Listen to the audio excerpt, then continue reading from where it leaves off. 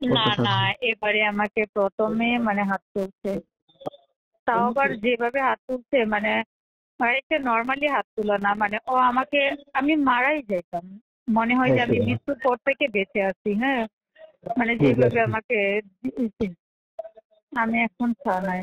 সকালে উঠে একবার বাবুকে খাওয়ানো হয়েছে। খাওয়ানো মুখ ফ্রেশ করে বাবুকে খাওয়ানো হয়েছে খাবার। খাবারও খাওয়ানোর পরে আমি বাজারে লিস্ট দেখছি।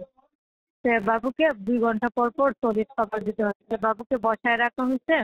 বাবু বাচ্চা মানুষ এই বাবুকে আমি রেখে গেলেই কান্না করে। কিছু রেখে তাই? গেলেই কান্না করে। তো ও কান্না করতেছে, আমি ওইদিকে বাজার লিস্ট লিখতেছি।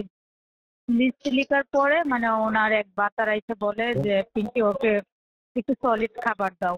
তাহলে ২ ঘন্টা পর, পর সলিড খাবারটা যেহেতু দেওয়া হয় তাহলে ২ ঘন্টা হয় নাই। আমি বলছি যে, হুম, ভাইয়া মানে ২ ঘন্টা তো হ্যাঁ, হয় নাই এখনো সলিড খাবারটা।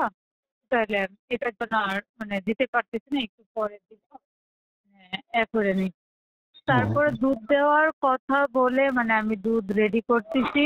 ওই ভাইয়ার সাথে কথা বলতেছি, ভাইয়াকে বুঝাচ্ছি। আর উনি ওই উনার মেকআপ রুম থেকে আইসে আমাকে গালি-গালাজ করে কার কথায় দুধ দেস, কি মাগির বাচ্চা দুধ কেমনে বানাস এই সেই বলে আমাকে অনেক মারধর করছে। তারপরে আমাকে বের হইতে দিবে না। মানে আমাকে হসপিটালে নিয়ে যাবে না। মানে আমি একবারে মরণর অবস্থায় সেন্সলেস হয়ে গেছি। চোখ মুখ হুম, ফুলে একবারে অবস্থা খারাপ। তখন আমি আমার এজেন্সিকে ফোন দিচ্ছি। এজেন্সিও কোনো সাড়া শব্দ দেয় নাই। কান্না করে আমি বলছি আমাকে হসপিটালে নিয়ে যাওয়ার জন্য ১ ঘন্টার মধ্যে। এজেন্সিও পারে নাই। তারপর 999 এ ফোন দিয়ে আমি উদ্ধার হইছি। যখন 999 এ ফোন দিছে, পুলিশে ফোন দিছে উনাকে, উনি আমাকে তাড়াতাড়ি বের করে দিছে। উনার বাসা থেকে মানে আমাকে বুরকা পরারও টাইম দেয় নাই। মানে উনি আমাকে তাড়াহুড়া করে বের করে দিছে। বের করে দেওয়ার পরে নিচে আসছি, আমি রিক্সায় বসেছিলাম। গেটের দারোয়ানের সাথেও বলে আসছি।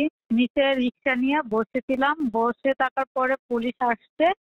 তারপরে আমি ওই রিক্শাওয়ালা আমাকে আবার আরেকটা সিএনজিতে তুলে দেয়। সিএনজিতে তুলে দিয়ে আমি আবার ওই সিএনজিওয়ালা আমাকে কর্মীটোলা হসপিটালে নিয়ে যায়। ওইখানে নিয়ে গিয়ে তারপরে ওইখানে মানে আমাকে বলে যে মানে ভর্তি হইতে হবে। মানে ওইখানে তো সিট পাই নাই। বাংলাদেশ ঢাকা মেডিকেলে ভর্তি হইতে হবে বলছে। তারপরে ঢাকা মেডিকেলে আর যায় নাই। ওখানে ২ টা ইনজেকশন দেওয়ার পরে আমি মোটামুটি একটু সুস্থ হই। তারপরে আবার বাসায় যাই। যাওয়ার পরে এখন আমার এই যে চোখে আমি কিছু দেখি না, আর কানে শুনি না, আর যে মাথায় আঘাত করছে আরকি। মানে এই পাকে আমি একটু দুধ দিতে চাচ্ছিলাম। বিষয়টা হচ্ছে দুধ নিয়ে। দিনে কেন দুধ দিব? কারণ ওই যে আগে যে মেয়েটা রাখতো মানে হুম, ওই মেয়েটা দুধ দিত মানে দিনে একটু ২ ঘন্টা না হইলে তারপর সলিড হুম। খাবারটা ২ ঘন্টা হওয়ার পরে দিত।